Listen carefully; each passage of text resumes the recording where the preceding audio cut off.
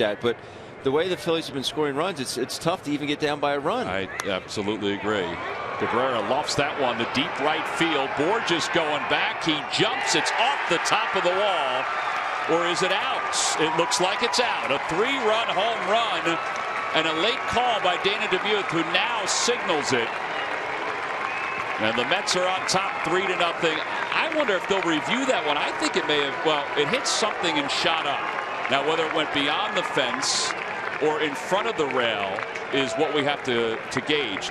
Neither umpire on the right side signaled anything. Take a look and watch. Yeah, that's not a home run. That's going to be a double. Well, it hit the guy's glove who was reaching over. It hits the fence and then bounces over. I don't think I've ever seen this before here at the ballpark. Yeah, so it hits his glove and then goes over the fence. So it's not going to be a 3-run home run. Boy, it did look weird when it went out there. And it wasn't until, well, that's a good shot right there.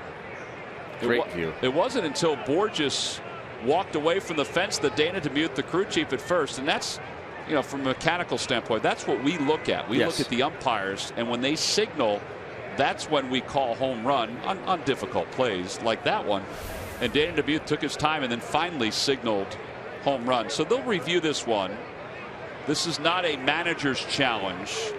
This is what replay was first implemented for, was for questionable home runs. It is a boundary play. Asdrubal is outside the dugout. He went in, but then came back out as he knows he will head to second base. And then the other part of it too, just to clean it up, is that the umpires will look to see and decide where the base runners will go. 1 run will score, and Neil Walker should just go to third base. Yes.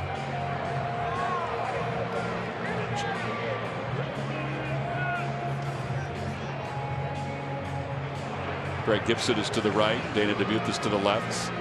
You see Dana just said okay and nodded. So they must have just informed him what they saw. He didn't see it. He was down the line, but that angle was so odd for an umpire. I don't think there's any way he could see it. And you wouldn't think that a ball could land on this side of the fence and then shoot up and then end up outside the fence. You would not. You're right.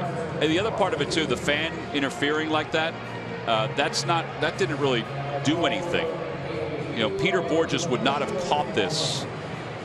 You know, so that also would dictate a ground rule double. The fan interference, because Peter, that ball was heading toward the wall and it wasn't heading out. The fan did not stop that from heading out. Right. So that's part of the reason why we haven't really said much about that. I think they're just going to roll to ground rule double because of the simple fan interference. If that ball hits the fence, you never know where that ball is going to carry him off to, or Kareem off to.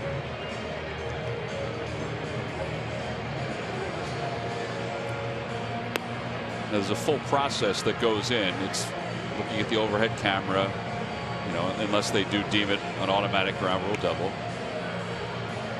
This is the part of the. You would think it should be faster. Yes.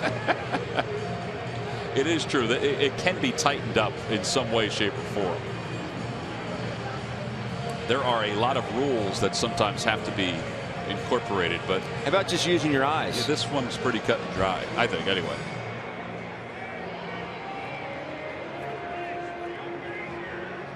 All right, so here we go.